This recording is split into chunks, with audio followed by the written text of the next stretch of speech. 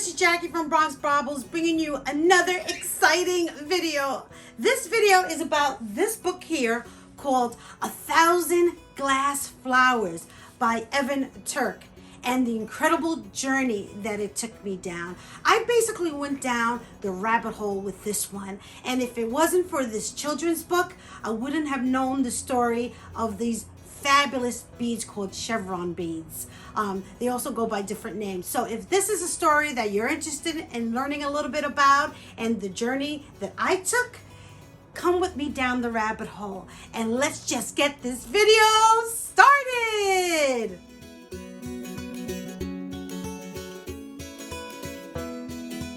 So while I was in the wild, I spotted this children's book from 10 feet away. And the thing that attracted me to this book was this little tiny bead right here. And something just drew my eye to this book. And when I picked it up and opened it up, I realized it was the story of this incredible bead called Chevron bead. And it's also known by other names. It's also called rosette beads, rose beads, star beads. They go by different names, but the most common name for these beads are chevron beads. And when I picked up this book, I was super duper excited because I had previously, several months before, picked up this necklace. And it was quite expensive, this necklace, for me. Because I like to buy things on the real dirt cheap. And the price I paid for this necklace was $20, which is above my pay grade. But I picked up these beads because there was something so beautiful about them, and I knew nothing about these beads. And I originally thought that these beads were African beads, and they have history towards Africa that I'll share with you, but they originated in Murano. And so this book took me down a journey. And I want to share that journey with you guys. And I hope that you find these beads just as fascinating as I do. These beads were created and discovered by a woman named Marietta Barovier. I don't know if I'm pronouncing that right, so please correct me if I'm wrong. But she was a woman glassmaker back in the 15th century, 1492 to be exact. And she was the creator of these incredible beads. And this children's book tells you her story and the journey that she took to be one of the most famous female glassmakers of the 15th century and beyond. She's pretty much a pioneer in the glass bead making industry. So this book tells the story of Marietta. And as a little girl, how she just loved watching her father and her brothers make glass. Her father was a renowned maestro who discovered crystal glass. Now you imagine, glass was in many different colors, but no one could create a glass that you can see through in crystal clear fashion. And her father was the inventor of that. And in that time, you have to understand that there was a lot going on. Murano is a little island off of Venice. In the 13th century, all the glassmakers were moved to the island of Murano, and that was done for two particular reasons. One was because they were afraid of these the kilns, who had these incredibly high degrees, was going to burn down cities. In order to make glass, you had to have a furnace and a kiln. So they moved them off to this island so that they can isolate incidences that might occur from these kilns.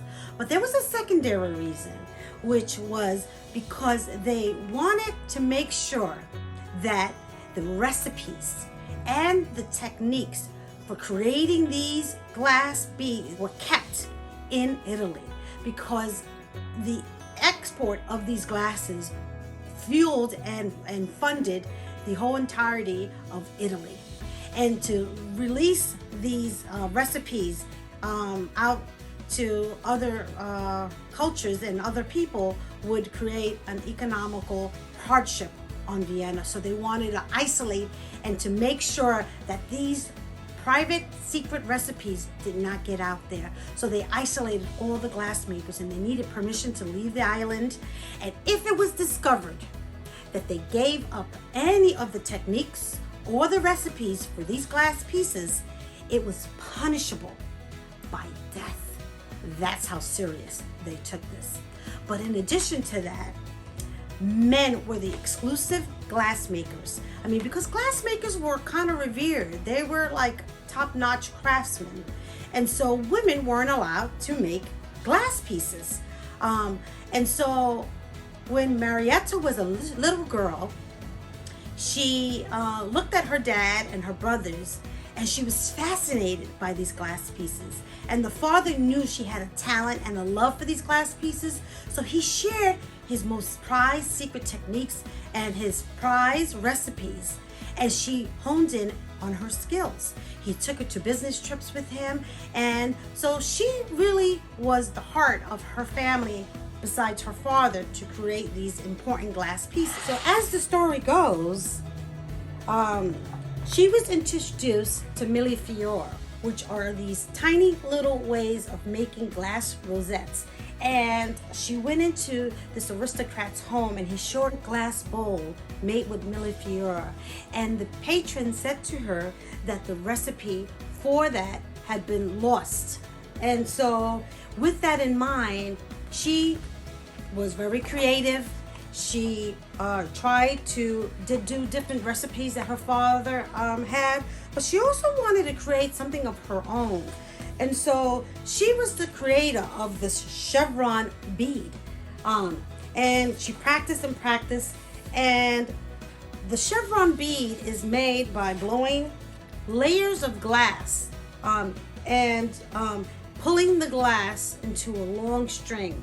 And depending on whether you leave the thickness bigger or go really, really small to the smaller thickness, you make the different sizes of these beads. And as an example, Bad Bunny, don't chew on my book, okay?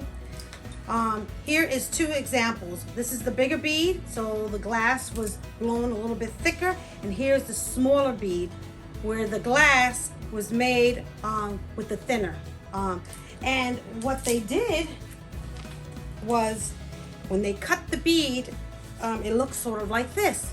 And what they did was shave down so that you can see the different layers. And in the past, they created a 7-layer chevron bead. Now, more modern beads are 6-layer beads. She blew on the glass, she put it into this thing, this mold that had 12 points on it. Some of them have 4 points, some of them had 6 points, but the traditional points is the 12 point, which is the most common. And it was said that it represents the 12 different petals of a rose, hence the name of the stone, rosette. But it also looked like a star, the 4 or the 5 points, so some beads were called a star. The rosette bead is this one right here, where you can slice it across and you can see the little rosy pattern. The chevron is when they shave down the edges and you can see more of the different patterns, the different layers.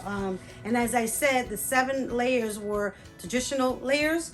Now most of these beads come in 6 layers. This one happens to be a 6-layer chevron. When Marietta's father, Angelo, passed away, he left his kiln to his daughter and his sons. But at that time, women were not allowed to own kilns. This was a man's business, and women had no place in a kiln. And the only thing that women were allowed to do at that time were these beadwork.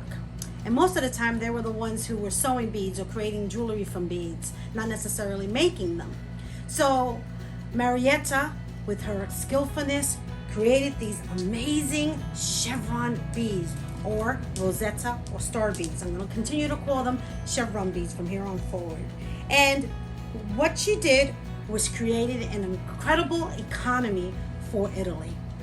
These beads were exported throughout the entire world. These beads were very, very popular in West Africa, where the kings would covet them and they would request imports of them, and they were the only ones allowed to wear these beads, and they were worth their weight in gold, so that these beads were coveted. They were worn for ceremonial purposes. They were worn for burial purposes. They were worn for adornment. They were worn by kings and queens to show their wealth. These beads became so popular, and for a long time, centuries, these beads were made exclusively in Murano. And it was even said that Christopher Columbus went to the Americas, in Peru and South America, and he brought these smaller type beads because that's what they coveted, these smaller beads, whereas West Africa, they like the bigger beads. And he gained his passage to the Americas just based on these beads. And you'll see versions of them in Peru because they were thought that Christopher Columbus brought them there, and that's how they became popular.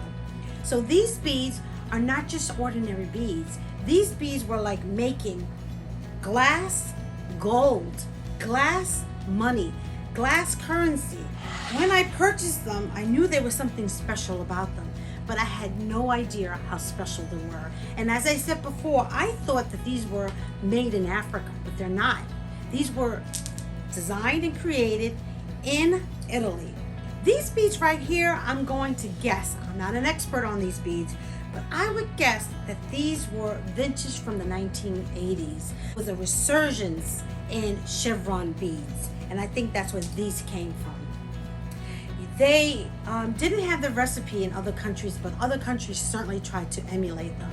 And there's ways that you can tell the difference of where these beads are created. So for example, if you wanted to look for, antique chevron beads, they're not going to come out as shiny and glassy as these. They're going to be a little bit more matted, a little bit more cruder, And then the beads that are in India did not stick their glass balls into the molds, the 12-star molds. What they did instead was layer the different glasses on top of the beads. And so when you look at chevron beads that are from India, you'll see a little bit of wobbliness to them. They're not that perfectly sharp the way the Venetians did it. And then if you look at beads from China, they're made with a little bit softer and smooth, a little more ripply versus a little bit more sharp. And so you'll see that those might be made in China. And then there's the American version. And the American versions, we went all out. We made sure that we used different colors, different color combinations, different techniques on top of the chevron. The name of Art Seymour, he is one of the renowned chevron beads maker in the United States.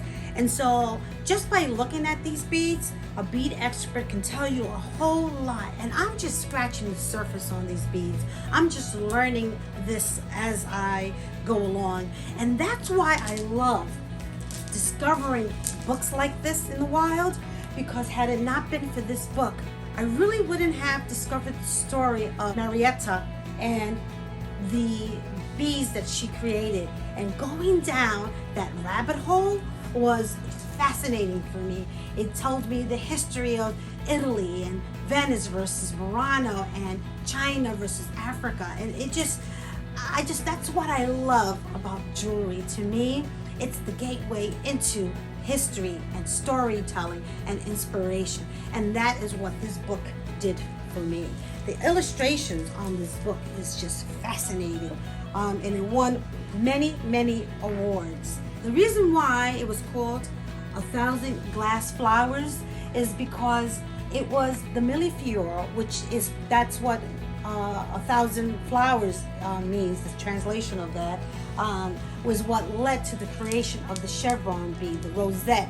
And the difference between a Millefiori and a chevron is that the Millefiori is a solid piece, whereas the chevron has a hole, so it makes it a bead. And that's the difference. I just love sharing these stories with you. Look at the graphic illustrations, the colors that are being used here. And these colors to me scream Italy. And this book was basically, to me, a love story about Venice and Murano. And for someone like myself who's a glass lover, as well as a jewelry aficionado, a historian, a storyteller on jewelry, this is right, like this is perfect for me. And I think it's such a great story, not only about jewelry and about beads, but it's a story about woman empowerment. Because remember, in the 15th century, women weren't even allowed to own their own kilns. The fact that her father would leave it for her, he knew he was leaving it in capable hands. And thankfully, she requested and was granted permission to own her own kiln, which was unheard of and unprecedented in the 15th century. So this is a story about women empowerment, and I love it. And I think that this is a book that I would be sharing with my grandchild or with small children to get them involved in jewelry and the history. And I think that this book really opened up a whole new chapter for me. No pun intended. I'm so fortunate now to have this piece of jewelry that I really didn't appreciate. I mean, I knew it was beautiful. I knew that it was special. I spent top dollar for it, but I didn't realize how special it was. And it's now one of my more prized jewelry, and I'm hoping maybe to even make a necklace out of it.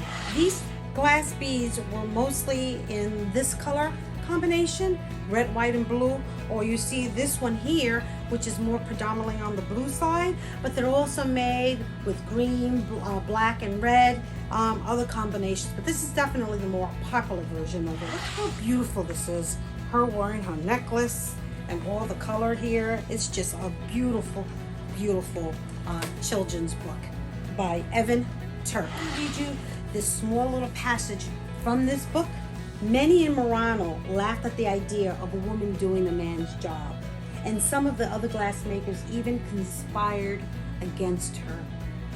But Marietta kept working. This tiny little bead gives you an incredible window into the world of bead making, the world of glass, and the world of jewelry, and even the world history, the travels to West Africa, the covetousness in China. They even created their own style of it in India, and even in America they did their own version. And it was because of this young lady who was beyond her years and had a love for glass making. And that's why I love this story, and that is why I'm so proud to have found this book, and I'm so happy to bring this story to you. So you let me know, do any of you own chevrons, or aka Rosetta, or aka star bead? I want to thank all my subscribers for always supporting me in my journey. This story tickled your fancy, and you have maybe a small child that you want to share jewelry with, I would highly, highly recommend getting this book, and perhaps maybe a chevron bead. These beads range from just a few dollars up to hundreds of dollars, and I definitely got my money's worth from this bead collection here. I think this $20 is priceless from the story that I learned about it in the history, especially for a jewelry aficionado such as myself. So if you're inclined, give me your support, help a sister out, hit subscribe, leave me a comment. I write back to all my subscribers who leave comments. I love it. I enjoy reading them. I enjoy sharing stories. Please go ahead and send me some pictures.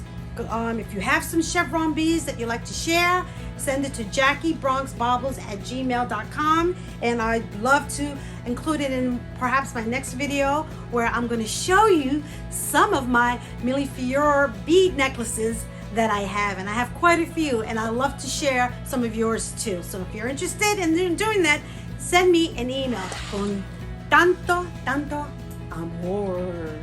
Bye.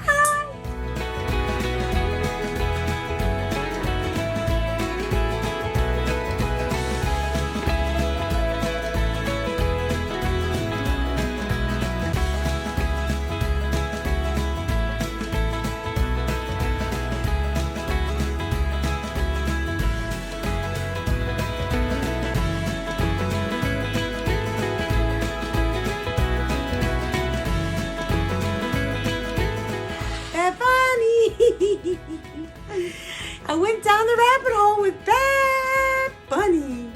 Oh, Nana, you're so sweet. You're so sweet. I love you, Nana. Say hi, Lila Cat. Ooh, she's a big mama jamma. Heavy, heavy, heavy, and she doesn't like to be picked. So we're gonna have to put her down pretty soon. Hola, familia. If you like my content and want to be part of this vintage costume jewelry tribe, don't forget to hit subscribe, like, and leave me a comment. Love to hear from all of you.